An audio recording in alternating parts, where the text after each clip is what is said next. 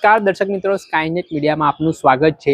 બોટાદ જિલ્લાના ગીર ગઢડા ખાતે એસઆરપી જવાન અને તેમના પરિવાર પર જીવલેણ હુમલાનો બનાવ સામે આવ્યો છે, જેમાં અશ્વિન રસિકભાઈ કાબુ નામના જે ફરિયાદી છે તેઓ બપોરના સમયે બાઇક લઈને પસાર થઈ રહ્યા હતા। આ દરમિયાન જે આરોપીઓ છે તેમની સાથે કોઈ બાબતને લઈને બોલાચાલી થાય છે। જોતામાં મામલો બિચકે છે અને વાત છે મારામારી સુધી પહોંચે છે।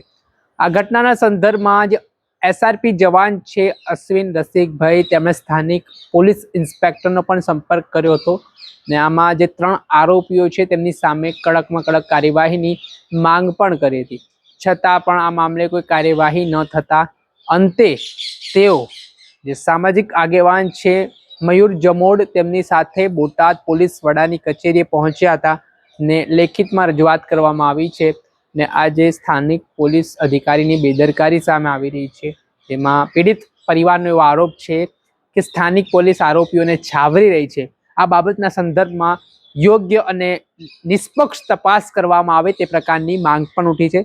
ત્યારે આ ઘટનાને લઈને શું આખો વિવાદ થયો તો શું કહી રહ્યા છે પીડિત પરિવારજનો? એસપી કચેરીએ તેમણે રજૂઆત કરી ત્યારે શું તેમણે વાત કહી છે તે સાંભળો।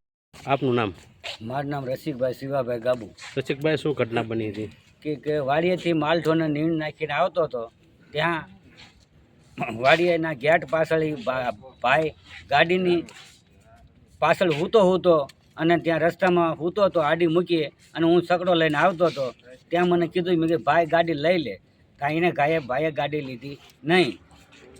ત્યાર પછી એને કીધું કે મને કાંકલો પકડી અને નીચે ઉતારી મૂક્યો।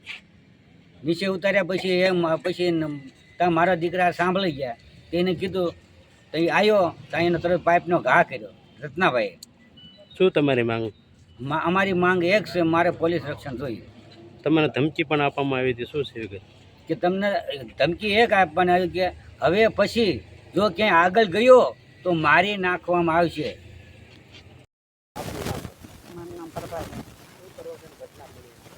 એમાં એવું હતું કે મારા ધણી આવતા હતા વાડી ટેમ્પો લઈને, તો એ ગાડી મૂકીને ઊતો હતો, તો એને એમ કીધું કે સાઈડમાં ગાડી લઈ લે, તો ટેમ્પો લઈ લે, તો સાઈડમાં ગાડી લીધી ને તો પેલા લઈ લે ને બીજું દાણ કીધું ને તો તરત ગુંડા બોલવા માંડ્યો એટલે આને ખેંચી લીધા ટેમ્પોથી અને પછી એને મારપીટ મીડ્યા કરવા, તો હું દોડા આવી એને આડી ફરવા, તો મને વાળ પકડીને ધરડી રોડમાંથી અને મારા લુગડા બુગડા બધું ફાડી નાખ્યું।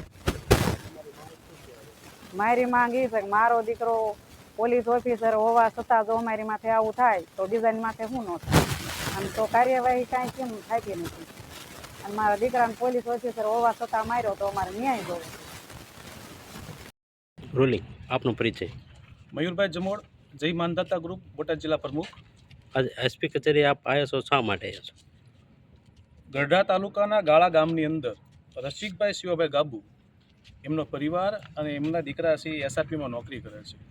5 તારીખના રોજ એસઆરપી જવાન અને એના પરિવાર ઉપર મારી નાખવા માટે અને જાન લેવા માટે લોખંડના પાઇપ અને લોખંડની કુંડલીવાળા પાઇપથી એમની પર હુમલો કરવામાં આવ્યો હતો, જેની એફઆઈઆર પણ ફાડવામાં આવી છે। આ જે આરોપી છે કુકાભાઈ, રત્નાભાઈ અને અજયભાઈ છે। સાથોસાથ મારે તમને એ પણ વાત કરવી છે કે ભાઈ આ જે રસિકભાઈ છે એના પરિવાર વતી ગઢડા પોલીસના જે પીઆઈ પ્લાસ સ્ક્રીન જે છે એમની સાથે મૌખિક રજૂઆત થઈ હતી। મૌખિક રજૂઆતમાં પીઆઈનું કહેવું એવું છે કે ભાઈ આ જે છે એ કાંઈ ગુનો ન કહેવાય, આમાં ઘર બેઠા જામીન મળી જાય, આની કોઈ ધરપકડ ન હોય, કદાચ તમે 2 જણાને ધોકા મારીને વિયાવો 2 ધોકા તોય કોઈ ગુનો દાખલ થતો નથી। આવું પીઆઈ આ લોકોને વારંવાર આમ ટોર્ચર કરી રહ્યા છે।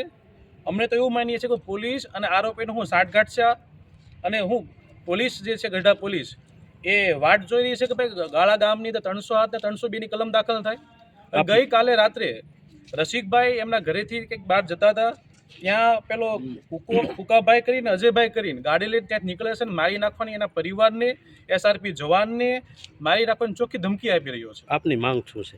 બસ અમારી માંગ એ છે તાત્કાલિક એ લોકો પકડાય। એફઆઈઆરની અંદર આજે લોખંડના પાઇપ અને લોખંડની કુંડીવાળા પાઇપનો ઉલ્લેખ નથી થયો, અને ગઈકાલે જે મારી નાખવાની ધમકી આપી છે એના સામે અરજી લેવાની એમાં એફઆઈઆર થાય। આપણે સાંભળ્યા હતા ગાળા ગામના સ્થાનિકો જે એસઆરપી જવાન છે અશ્વિનભાઈ રસિકભાઈ તેઓ રજા ઉપર આ દિવસોમાં પરિવાર સાથે હતા તે દરમિયાન તેમના પર આ હુમલાનો બનાવ બન્યો છે અને આ ઘટનાના સંદર્ભમાં હાલ પીડિત પરિવાર છે તે ન્યાયની માંગ કરી રહ્યું છે અને આરોપીઓ સામે કડકમાં કડક કાર્યવાહીની માંગ ઉઠી છે. તેને લઈને આગામી સમયમાં કયા પ્રકારની સ્થિતિ જોવા મળે છે તે જોઈ રહ્યું. આ ઘટનામાં સામાજિક આગેવાન મયુર જમોડની આગેવાનીમાં બોટાદ એસપી ધર્મેન્દ્ર શર્માને આવેદનપત્ર પાઠવવામાં આવ્યું અને જે આરોપીઓ છે તેમની સામે કાર્યવાહીની માંગ કરવામાં આવી. દર્શક મિત્રો, આવા જ નવા વિડીયો સાથે આપણે માહિતગાર કરતા રહીશું, એટલે સ્કાયનેટ મીડિયા જોતા રહો.